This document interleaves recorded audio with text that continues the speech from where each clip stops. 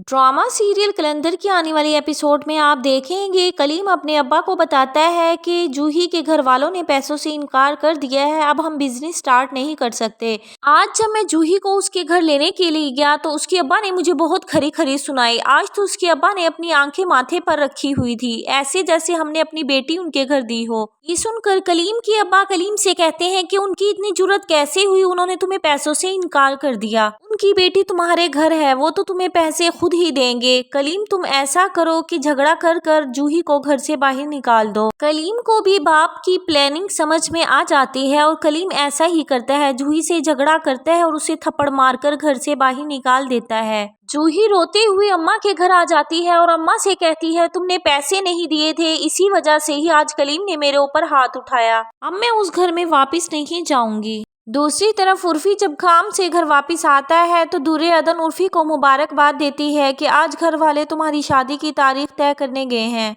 उर्फी भाई एक बात आपको समझाना चाहती हूँ, अपनी बीवी को इज्जत देना। औरत को ससुराल में मुकाम उसका शौहर ही दिलाता है। अगर आप उसकी इज्जत करेंगे ना तो सब उसकी इज्जत करेंगे। उर्फी दुर्योधन की बात सुनकर खामोश और उदास सा हो जाता है। उर्फी के घर वाले जब उर्फी के ससुराल जाते हैं तो ससुराल वाले काफी एहतमाम करते हैं।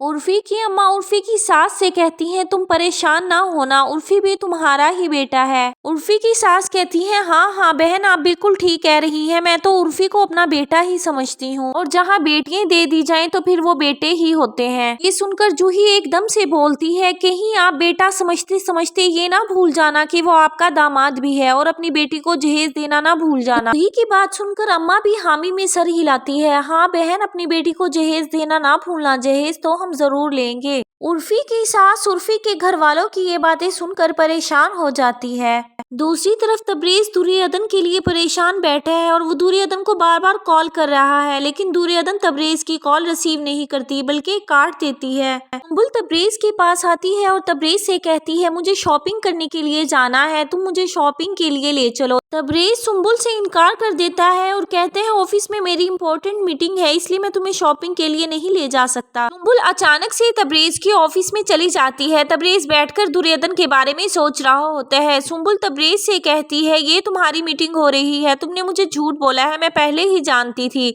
तुम मुझे बच्ची समझते हो क्या। तबरेज सुंबुल को यकीन दिलाने की कोशिश करता है कि नहीं मैं अभी बस घर आने ही वाला था, लेकिन तबरेज हर वक्त बैठकर दुर्योधन के बारे में सोचता रहता है। दुर्योधन के साथ की गई ज्यादतियों ने उसे अंदर ही अंदर घायल करके रखा हुआ है और सोचता है आज मेरे पास सब कुछ है लेकिन दिल का सुकून नहीं है। दुर्योधन भी हर वक्त अपने बच्चे की याद में रोती रहती है। अम्मा जब दुर्योधन के कमरे में आती है, दुर्योधन को तस्वीर के सामने खड़ा रोता देखकर कहती है क्या ये हर वक्त रोने का मातम किए रखती हो, और उतार कर तस्वीर को बेड पर रख देती है। ये लो पकड़ो तस्वीर और बैठकर अच्छी तरह रो लो। दुर्योधन भी तस्वीर को पकड़कर अच्छी तरह बैठकर खूब रोती है और खुद से बातें करती रहती है। दूसरी तरफ जब उर्फी शफक को कॉल करता है और शफक से पूछता है क्या निकाह की डेट फिक्स हो गई है, तो शफक उर्फी को बताती है कि नहीं निकाह की कोई डेट अभी तक फिक्स नहीं हुई है, पहले अपनी अम्मा को कहो जहेज के मसले हल कर लें और फिर निकाह की डेट फिक्स होगी।